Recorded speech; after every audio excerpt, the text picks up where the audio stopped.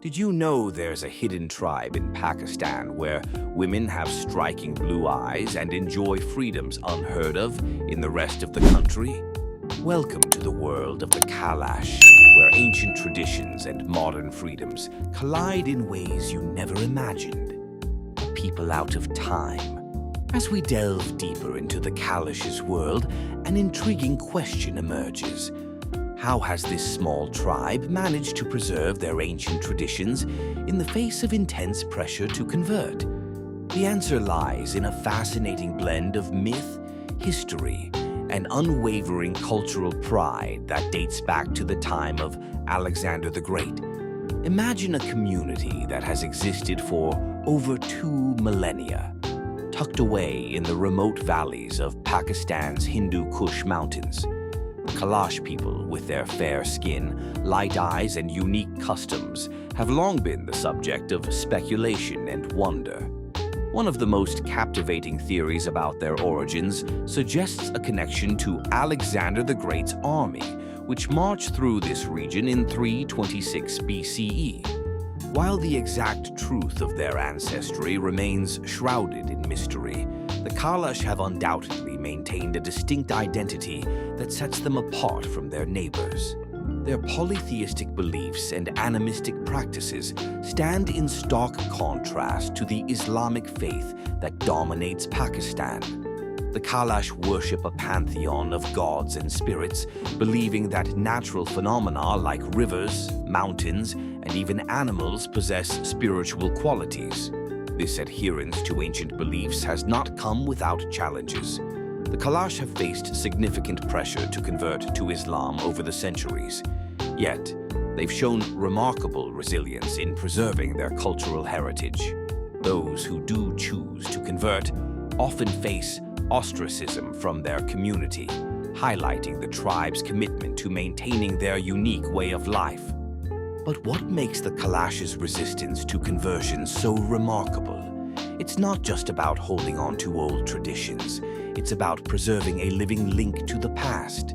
Their customs and beliefs offer a glimpse into practices that may have been common in the region thousands of years ago, before the spread of monotheistic religions. The Kalash calendar is filled with vibrant festivals that celebrate nature, fertility, and the changing seasons. These events, with their colorful costumes, traditional music, and dancing, serve as a cornerstone of Kalash identity. They're not just celebrations. They're a way of passing down knowledge and reinforcing cultural bonds from one generation to the next. One of the most fascinating aspects of Kalash culture is their approach to gender roles. Unlike many traditional societies, Kalash women enjoy a relatively high degree of freedom and respect within their community. They participate in decision-making processes and are not required to wear veils, setting them apart from women in the surrounding Islamic culture. The Kalash language, which belongs to the Dardic group of Indo-Aryan languages, is another crucial element of their cultural identity. With no written script, the language is passed down orally, making it vulnerable to extinction as younger generations become more exposed to mainstream Pakistani culture and education. Despite these challenges, the Kalash have shown remarkable adaptability. They've found ways to balance their traditional lifestyle with the realities of the modern world. Some community members have embraced education and technology while still maintaining their core cultural practices, creating a unique blend of old and new, love, freedom, and spirits. The Kalash's ability to balance tradition and modernity extends far beyond technology. In fact, their social practices might leave you questioning everything you thought you knew about tribal societies. What if I told you that in this small corner of Pakistan, love conquers all and spirits flow freely? Welcome to a world where gender equality isn't just a concept, but a way of life. In the Kalash community, men and women attend the same schools and participate equally in community activities. This egalitarian approach sets them apart from many other societies, especially in a region where gender roles are often strictly defined. But that's just the beginning of what makes the Kalash social structure so unique. When it comes to matters of the heart, the Kalash take a surprisingly progressive stance. Unlike the arranged marriages common in many parts of Pakistan, Kalash marriages are typically based on love. Imagine a place where young people are free to choose their own partners, guided by their hearts rather than family expectations. This freedom extends to other aspects of relationships too. Kalash women enjoy significant autonomy in their personal lives. They can initiate divorce without fear of social repercussions, a stark contrast to the norms in other regions of Pakistan. This level of independence challenges our preconceptions about women's rights in tribal societies. Now, let's talk about something that might really surprise you: the Kalash's liberal stance on alcohol. In a predominantly Muslim country where alcohol consumption is generally taboo, the Kalash produce and enjoy their own spirits and wines. This unique approach to alcohol creates a social dynamic that's worlds apart from the surrounding areas. Picture community gatherings where homemade wine flows freely, and people come together to celebrate life's joys without the restrictions common in more conservative societies. It's a scene that might seem more at home in a European village than in the remote valleys of Pakistan.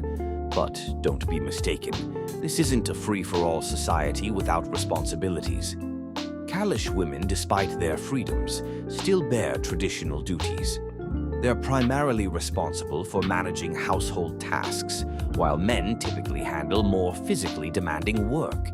It's a balance of progressive ideals and practical traditions that keeps their society functioning.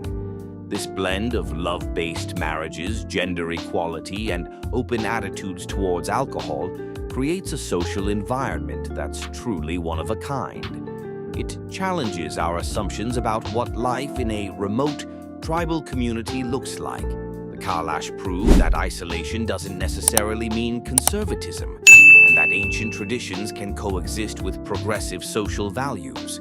Rituals and rites, the Kalash way of life. While their social practices may seem progressive, the Kalash's rituals and rites of passage tell a different story. Did you know that in this tribe, consensual abduction is a romantic tradition? Or that their most important festival excludes those who haven't mastered complex traditions? Welcome to the captivating world of Kalash customs, where ancient practices shape every aspect of life. At the heart of Kalash culture lie three major festivals that mark the rhythm of their year. Chilam Yoshi, held in May, is a celebration dedicated to the women of the community. This vibrant event honors the vitality and crucial role of Kalash women in society. As spring blooms in the valleys, so does the appreciation for feminine strength and beauty. As the leaves begin to turn, the Kalash gather for Ucha, festival marking the onset of autumn. This time of harvest and plenty sees the community come together to give thanks for nature's bounty. But it's the Kamos festival that truly captures the essence of Kalash tradition. Kamos, celebrated at the peak of winter, is the most solemn and significant event in the Kalash calendar. It's not just a celebration, it's a test of cultural knowledge and commitment. Only adults who have mastered the intricate Kalash traditions are allowed to participate. Those who aren't prepared must undergo purification rituals before they can join in. Imagine the pressure and pride that comes with being deemed worthy to take part in this ancient ceremony. But the Kalash's unique traditions extend far beyond their festivals. For young boys in the tribe, coming of age means facing a challenge that would daunt even the bravest adults. These youngsters are sent alone into the mountains to live with goats, relying solely on meat and milk for survival. This harsh rite of passage tests their resilience and self-reliance, qualities highly valued in Kalash society. Women too have their own distinctive traditions. During menstruation and after giving birth, Kalash women enter periods of isolation in a structure called Baslini. Here, they're subject to a strict ban on physical or social contact. While this practice might seem restrictive to outsiders, it plays a crucial role in Kalash social dynamics. These periods of isolation actually allow women to influence relationships even from a distance, giving them a unique form of social power. Perhaps one of the most intriguing Kalash customs is the romantic tradition of consensual abduction. This practice, while shocking to outsiders, is seen as a legitimate way for couples to express their desire to be together. It's a testament to the complex interplay of tradition and personal choice in Kalash society. The Kamos festival brings another surprising element to Kalash courtship. During a moment known as Bubak, young men who have completed their isolation rite are free to choose partners. While this might sound like a recipe for promiscuity, the Kalash strongly deny such rumors. Instead, it's seen as a controlled environment for young people to explore potential matches within the bounds of tradition. These practices, while seemingly strange to outsiders, serve important functions in Kalash society. They reinforce cultural values, test individual commitment to tradition, and provide structured ways for young people to transition into adult roles. In a world where many indigenous cultures are losing their unique practices, the Kalash's adherence to these ancient customs is a powerful statement of cultural pride and resilience. The Kalash tribe stands out in Pakistan for their unique cultural practices and liberal attitudes. Their polytheistic beliefs, vibrant festivals, and egalitarian social structure offer a glimpse into ancient ways of life. Perhaps most striking is their open approach to alcohol, a rarity in the predominantly Muslim country. Despite their rich heritage, the Kalash face significant challenges in preserving their identity. External influences and the allure of modern life threaten their traditional customs. As they navigate these complexities, the Kalash demonstrate remarkable resilience and pride in their culture. Their struggle to maintain their way of life serves as a powerful reminder of the importance of cultural diversity in our increasingly homogenized world. The Kalash offer valuable lessons about living in harmony with nature and resisting assimilation. How can we support and learn from such endangered cultures while respecting their autonomy?